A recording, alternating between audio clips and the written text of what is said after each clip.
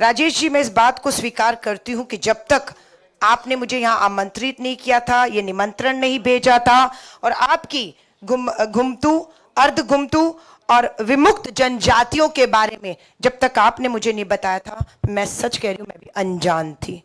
लेकिन आज आपके माध्यम से, आपके इस विभाग के माध्यम से, इस कार्यक्रम के माध्यम से, मेरे जैसे जो भारत की राजधानी दिल्ली और शहरों में रहते हैं, जो आप लोगों के संघर्ष को नहीं जानते हैं, आज हम उससे वाकिफ हुए हैं।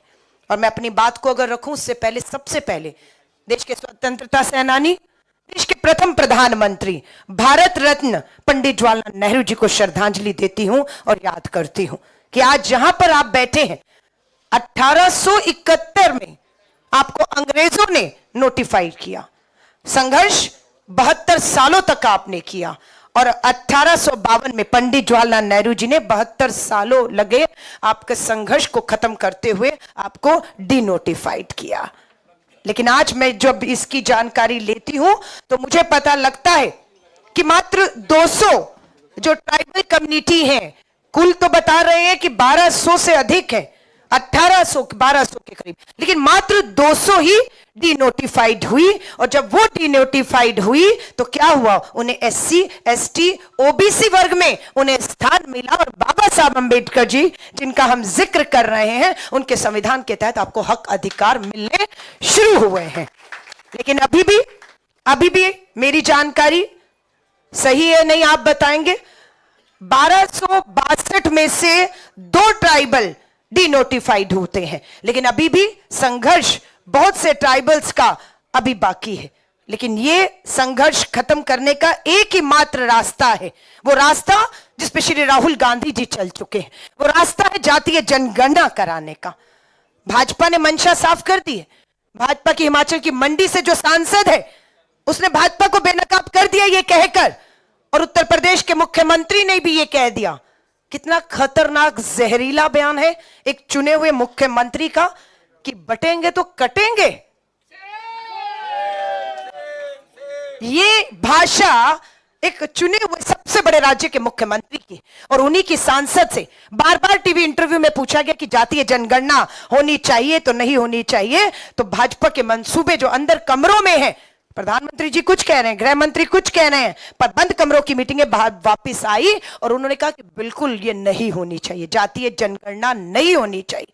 नहीं होगी तो सही कहा, कैसे पता लगेगा कि कितने हमारे घुमंतू, गैर घुमंतू और हमारे जो है विमुक्त जनजातियां हैं, उनके हक और अधिकार क्या है जो संविधान में है। मैं आपको विश्वास दिलाती हूं, जब पंडित जवाहरलाल नेहरू जी ने डिनोटिफाइड किया, तब देश के पहला मुख्यमंत्री, देश का मैं कहूं आपकी जाति से मुख्यमंत्री जो है वो वसंत राव पुलसिंह नायक जी बनाए जाते हैं। ये संभव तभी हो पाया जब उन्हें नोटिफाई से डिनोटिफाई किया गया, उन्हें समाज में हक और अधिकार दिए गए और मुख्यमंत्री के पद तक उन्हें पहुंचा। रैंके कमीशन का गठन 2008 में, इसकी रिपोर्ट बताती है कि मात्र जो है 15 करोड़ की आबादी थी आपकी। ये 2008 का आंकड़ा है कि आपकी आबादी, आपकी इस जनसंख्या में भागीदारी, हिस्सेदारी 15 करोड़ है। पर 2024 आते आते आप 15 करोड़ नहीं, 2024 आते आते आप 23 करोड़ हैं। और मैं ये कह रही हूं, अगर जातीय जनगणना हो गई तो आप 23 भी नहीं, आप 50 करोड़ होंगे, आप 50 करोड़ होंगे।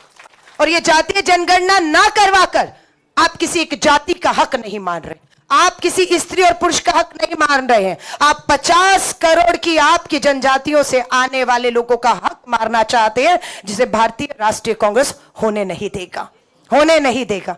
ये लंबा इंतजार पंडित जवाहरलाल नेहरू जी ने खत्म किया, अब बाबा साहब अंबेडकर के संविधान को खतरा है, लोकतंत्र को खतरा है। लगातार बात होती है ये क्यों चूके। प्रधानमंत्री मोदी जी ने क्या कहा था, तीसरी बार 400 पार। क्या हुआ सच, बहुमत से चूक गए आप। क्यों चूके आप बहुमत से, किसने आपको हराया, किसने आपको बहुमत से दूर कर दिया, ये आप लोग थे। क्यों, क्योंकि वे जाति जनगणना के खिलाफ थे, संविधान में मिले हक अधिकार आपको देने के खिलाफ थे, इस संविधान को बदलना चाहते थे, इसलिए आपने उन्हें हराया है। दलित, SC, ST, OBC वर्ग ने मिलकर इनका जो तानाशाही का रथ था उसे रोकने का काम किया है। मैं आपसे फिर कहूंगी, थोड़ा धक्का और लगा दीजिए। थोड़ा धक्का और लगा दीजिए, मुकुल जी बैठे हुए हैं। जम्मू कश्मीर और हरियाणा के चुनावों की घोषणा हो चुकी है। सितंबर में 2 राज्य इनके हाथ से हम छीनने वाले हैं।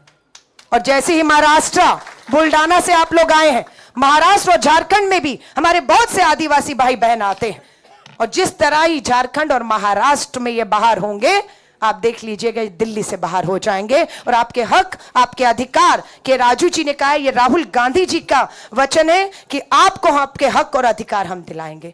आज मुक्ति दिवस के तौर पर मनाया जा रहा है, उसके लिए आपको हार्दिक बधाई और शुभकामनाएं देते हैं। ये संघर्ष न्याय का हक मिलने तक यूं ही जारी रखिएगा।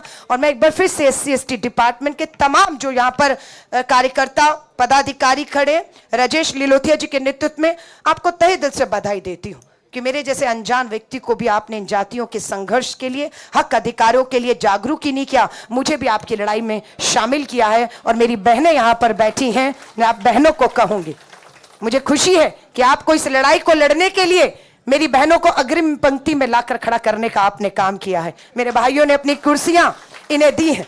और मैं आपको यह भी कह रही हूं, ये 33% आरक्षण कानून पास हो चुका है। जिस दिन लागू होगा उस दिन इसी समाज की बहनें संसद में भी पहुंचेंगी, निवस्त्रों में पहुंचेंगी, अपने हक अधिकार की आवाज उठाएंगे, मुझे विश्वास है।